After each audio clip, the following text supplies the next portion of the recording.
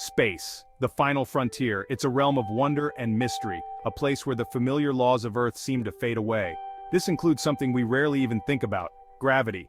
Up here, gravity takes on a whole new meaning. It's not just a force that keeps our feet on the ground, it's a force that shapes our bodies in profound ways. As we venture further into the cosmos, understanding how our bodies adapt to this strange new environment becomes crucial. Imagine floating weightlessly, your body free from the constant pull of gravity. It sounds like a dream, doesn't it? But this freedom comes at a cost. Our bodies, so accustomed to the tug of Earth, undergo fascinating and sometimes challenging transformations in space. From our muscles and bones to our cardiovascular system and even our sleep, space travel leaves its mark on the human body. Join me as we delve into the intriguing world of human physiology in space, exploring the remarkable ways our bodies adapt to this extraordinary environment. To truly grasp the impact of space on the human body, we need to understand microgravity. It's not just the absence of gravity, it's a state of near weightlessness. On Earth, gravity is a constant force, shaping our bodies and influencing how we move.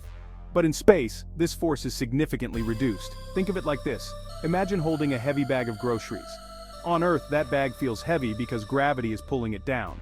But in space, that same bag would feel almost weightless. You could lift it with a single finger. This is because in microgravity, objects and people are in a constant state of freefall.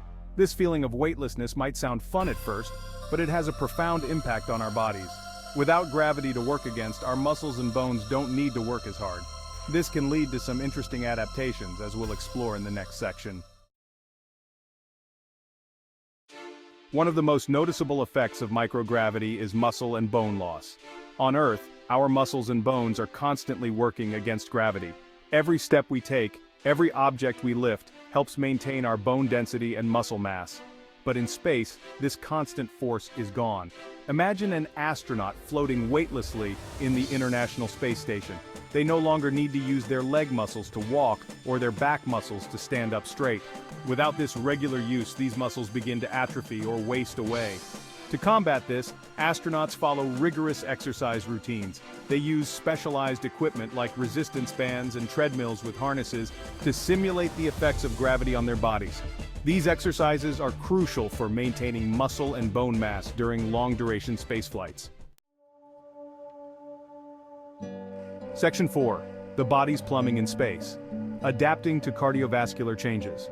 Our cardiovascular system, responsible for circulating blood throughout our bodies, also undergoes adaptations in space. On Earth, gravity pulls blood downwards, causing it to pool in our legs. But in microgravity, blood is distributed more evenly throughout the body. This shift in fluid can have some interesting effects. Astronauts often experience what's known as puffy face syndrome. Without gravity pulling fluids downwards, their faces tend to swell, giving them a slightly rounder appearance. This fluid shift also affects blood pressure.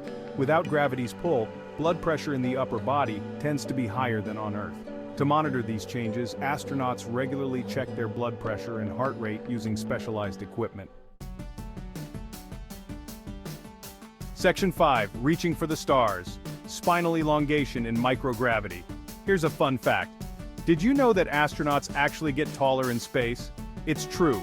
Without the compressive force of gravity, the spine has the freedom to elongate, adding a few extra centimeters to an astronaut's height.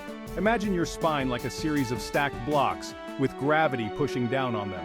In space, that downward pressure is gone, allowing the blocks to decompress and slightly separate. This spinal elongation is temporary, though. Once astronauts return to Earth, their height gradually returns to normal. While a few extra centimeters might seem like a good thing, it can also lead to back pain for some astronauts. The muscles and ligaments supporting the spine have to adapt to this new length, which can cause discomfort.